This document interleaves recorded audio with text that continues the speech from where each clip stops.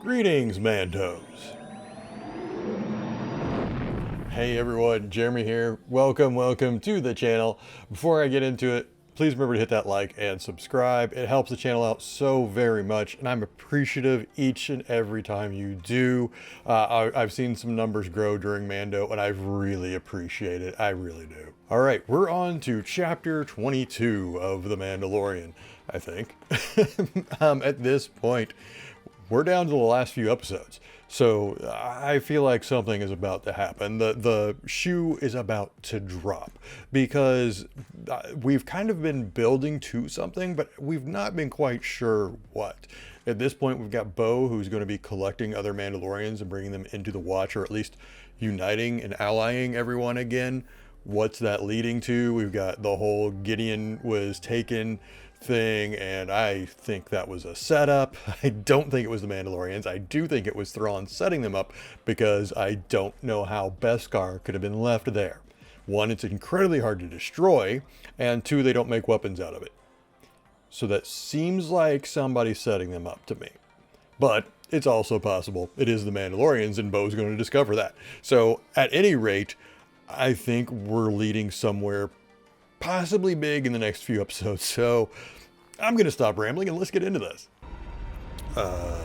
Excuse me? What kind of ship is that? I should have known.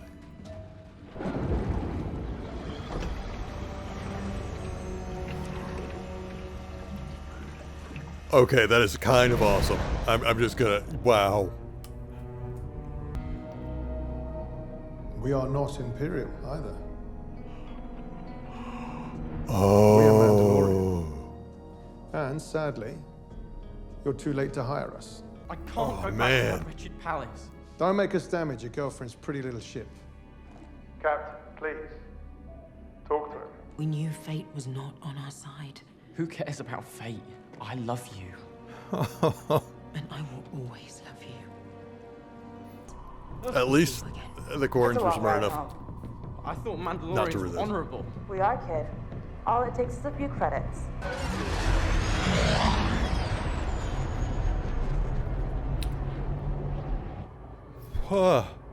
Where are we?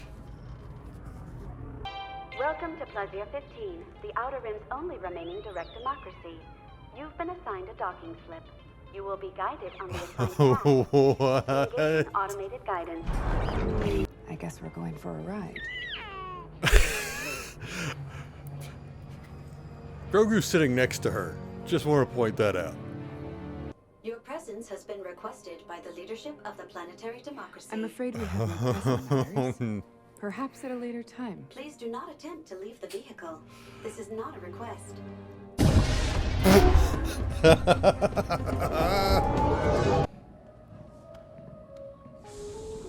I'm not saying they look good together, but they look really good together. Join us! No. No. It's a party! It totally is. It's Jack Black. Everyone, special guests, take a little sip. Come. Oh, and is that Lizzo? Since it was originally settled and we fell in love. Grogu's.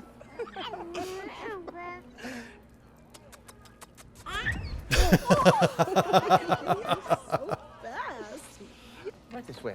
We'll just be a moment. Enjoy your meal, don't get up. Let's show our guests the view. Oh, what is about to happen?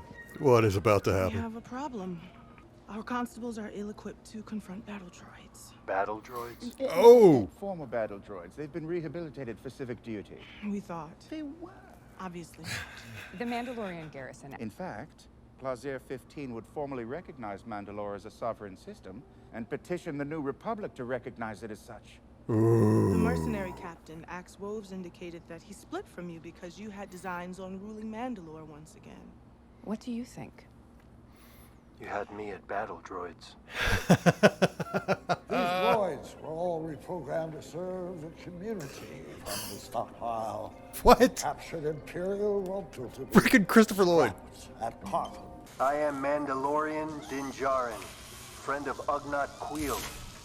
You will answer our questions and help us with our task. I have spoken.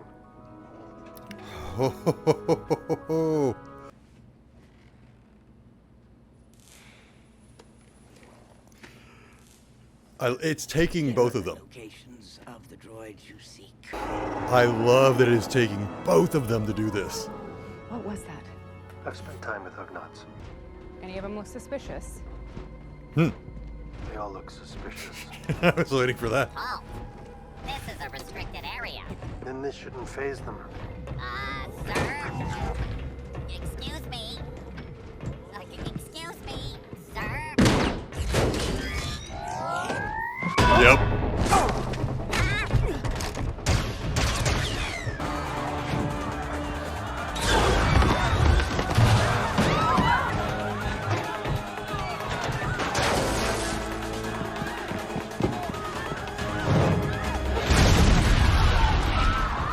It's interesting that this thing is running, because that means it's hiding something.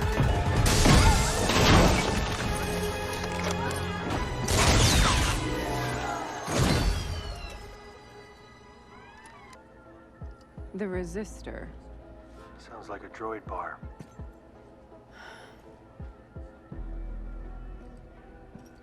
And there's an address.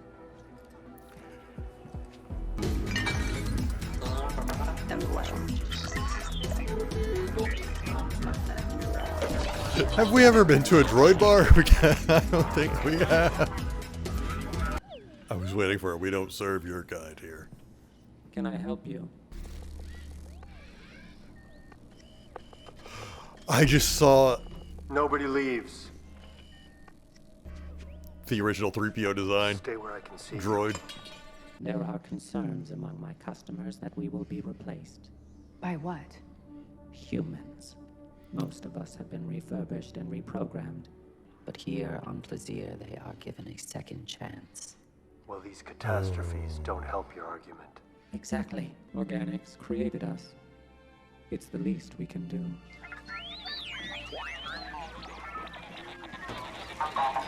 This went so the opposite way I was expecting. I love this so much. I love this so very much. It seems the malfunctioning droids all imbibed from the same batch of Nepenthe. So, okay. They're spiking their drinks. What are the chances that they're still active? Oh! There it is. We know about the Nepenthe and the nanodroids. They didn't malfunction. You programmed them to disrupt an attack. Count Dooku was a visionary. He was cut short in his prime by the Jedi forces. Heck yeah.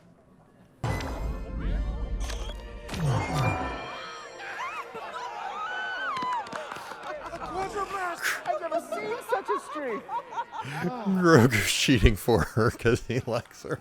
Lady Bo-Katan Kryze and Din Djarin of Concordia, I grant you audience with our deployment of Mandalorian privateers. I also give to you both our highest honor. Okay. Key to the city. And to this little one, I grant knighthood. Oh. You are now a knight of the Ancient Order of Independent Regencies. Milady.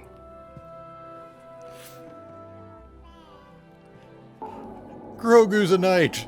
Grogu's a knight. Now approaching landing field 3. Then I challenge you. One warrior to another.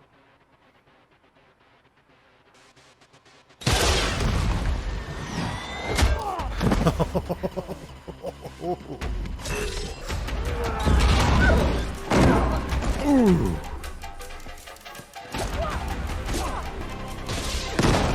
Oh.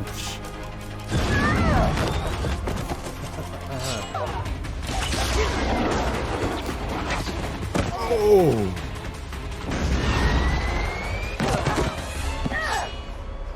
He is every bit the Mandalorian that they were. Certainly as much as any of us. While exploring Mandalore, I was captured, and this blade was taken from me. Bo-Katan rescued me and slayed my captor. She defeated the enemy that defeated me.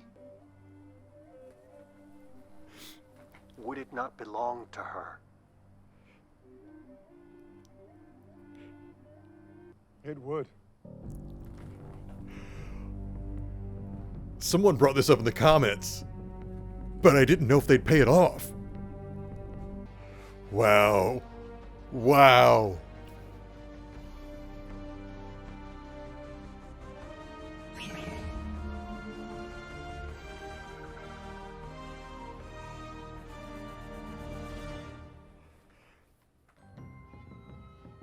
Oh, no wonder it was so good. Bryce Dallas Howard episodes are always so good. I really, really loved this episode. This was a really cool episode. I loved it because it showed how much Bo and Den are good for each other, that they really do bounce off of each other. They kind of elevate each other, where Den knows certain things, Bo knows others. And it really, really shows how great of a dynamic they actually have. And by the way, great episode. Loved seeing Jack Black. Loved seeing Lizzo. Loved Christopher Lloyd. I really, really enjoyed this episode. I enjoyed it so thoroughly. It's ridiculous. But I gotta go into some thoughts here about where this is going. I'm starting to lean more towards, somebody had pointed this out. I said it during the episode, but somebody had pointed this out. Didn't Bo technically earn the saber because she beat the guy who beat Den? And I think my comment to that was, that's an interesting thought. I don't know. I'm going to sleep on that. And I've actually played with that in my head for a while now, thinking, yeah, technically, shouldn't that be the case? But because they never brought it up, I kind of thought, well, okay, maybe this is just going to be kind of a weird loophole that we never go back to. Yeah, maybe not. Maybe that's a gray area where they were going to leave it there and not really touch on that. No, that was actually a major plot point. I had no idea they were going to just do it like that. Just drop it. Just go, nope, this is how she gets the saber back. And we're going to do it in front of everyone. Which actually makes me wonder if Den has been waiting for this moment. Like, has been waiting for a moment where he could declare what occurred and hand it to her. Because it all had to be real. Bo had to really decline the saber, saying it wasn't hers. Den had to be able to kind of surprise her with his acknowledgement of, no, you defeated the guy who defeated me. This is yours, and do it in front of everyone. I think he's been kind of holding on to that for a while, knowing that he was going to have to eventually relinquish the saber in front of people. And that was the key. He had to do it in front of people to make sure that the other Mandalorians know, yeah, she earned it this time. And that is a very key point to her leading now. And I had been saying that I always thought of him as the Mandalorian, like they were leading towards him becoming Mandalore, to be the leader, which they still could. There could be some twist later on that makes him that. But I also see this character-wise fitting better. Bo is the politician. She is royalty. It does make sense. And she has wanted nothing more than to unite Mandalore for 20 years. Den gets to be what he does best, and he himself, I think, looks at himself as more of a supporting player. He's more of a, off on his own sort of a guy. He's a one-man wolf pack. But that is changing, by the way. That is changing. I cannot deny that. That is changing. Because with Den, if you think about it, yeah, he's used to being isolated and alone. But at the same time, he also has the culvert. He has always been loyal to the Watch. That is family. So he has not always been alone. And now he has Grogu, which makes him no longer alone at all. And he's got R5 now. And he's got Bo. He has become less and less isolated and alone as the series has progressed. So, while part of me is still thinking the series is going to end with him flying off with Grogu into the sunset, I do wonder if it could still end with him staying on Mandalore and being like the general of the armies for Mandalore. I'd be surprised, because I don't think that's something he wants. But I don't know that it'll just end with him not having anything. Like, I could see him very much having some sort of role for the Mandalorian people at the end of this series, even if it's not as the Mandalore. Now that we're this far into the season, I have to comment on the overall season as a whole, as well as where I think the finale is headed. I actually think the finale, or wherever we're going at this point, is really just going to set up season 4. At this point, I do not see us there. I don't see a culmination here. The only culmination is, yeah, we're retaking Mandalore. From who? We still haven't said who they're retaking Mandalore from. I assume it's going to be whatever warlord just attacked Bo, which I think we all know who the blue-skinned person probably is that did that, as well as his Gideon cohort. There's no way you can wrap all of that up in 2 episodes. I mean, you can, but it would probably feel rushed. I've been surprised in the past, but I'm just saying, typically that would be feel very rushed. Especially if they're only 30-minute episodes. There's no way. So what I'm thinking for the finale, as well as the entire season, I feel like this has all been set up for season 4. Like, all of this is set up for season 4, and it makes me wonder if season 4 isn't meant to be the last. But regardless, I feel like this season is all set up. Like, every bit of it is set up. Like you are setting up the fact they're trying to retake Mandalore. They're setting up who they've got to retake it from, who is actually the enemy anymore, because we kind of don't know. We know Gideon's out there somewhere. Is he working for Thrawn? Is he not working for Thrawn? Is the Republic coming for the Mandalorians? None of that has really been spelled out, and we're down to the end. We've got too little runway left to really flesh out all of those storylines. And I am at the point where I think with the Thrawn thing, I could see that very much be something we get teased at the very end, which would lead us into Ahsoka, and I think that would make sense. You show a scene of Gideon talking to Thrawn via holo, something like that. But I see this season itself similar to that, where it's all setting up whatever season 4 is going to be. Because quite frankly, I don't want to be down on this season, but it is a little meandering. There hasn't been a clear through line, not a very immediate through line. It's something where we really felt like there was an immediate need to move from one episode to the next, because it has had a clear direction. The storyline has been Din getting his groove back, Bo getting her groove back, and now they are going to retake Mandalore. That has been the trajectory for the entire season. And okay, that's the storyline for the season, but there's been no real immediacy, no urgency to the storyline. They're unlike the other years where, you know, we're protecting Grogu, we're trying to find the Jedi. There was a bit of urgency feel to it because the Empire was always nipping at their heels. And again, I'm not even down on the season. I am just sitting here just pointing out, I am realizing the reason the pacing is what it is this year is because I feel like it is all set up. I feel like we are moving towards something different in season 5, and this is how we're getting there. Or season 4, I meant. Like, maybe we are going to end with them retaking Mandalore, but that triggers something else. Knowing Thrawn, it may be all a part of the plan. Get all the Mandalorians back in one place so he can wipe them out finally. Just completely wipe them out. And that's where we end. That I could see. That is more in line with how this series typically does its finales. So right now, that's kind of where I'm leaning is we're going to find out at the end that, yeah, they get back to Mandalore. It's theirs again. Huzzah. But at the end of the day, we cut to the villains twirling their mustaches and they go, ah, yes, they played right into our hands.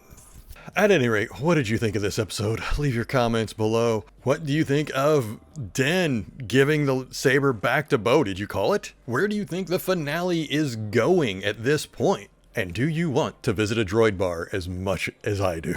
Whatever your thoughts, leave them in the comments below. Like I mentioned up top, please remember to hit that like and subscribe. And as always, please take care of yourselves and please take care of each other.